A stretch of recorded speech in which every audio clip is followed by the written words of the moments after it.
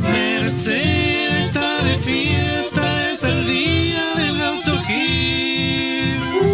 El pueblo entero febril se concentra en el altar y también se ve llegar tanto y tantos peregrinos a ese suelo correntino donde se encuentra el altar.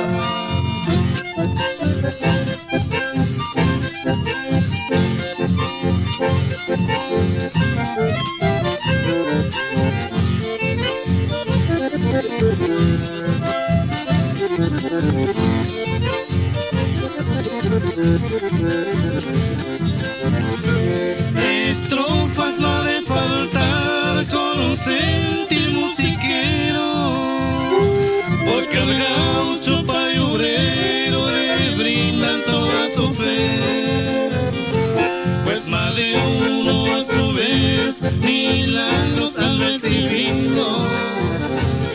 8 de enero sucedió, es cosa de no creer. Milagroso Gaucho Gil, solo Dios te supo dar razón a un ideal que has pagado con tu muerte, porque has sido injustamente, jamás vamos a callar.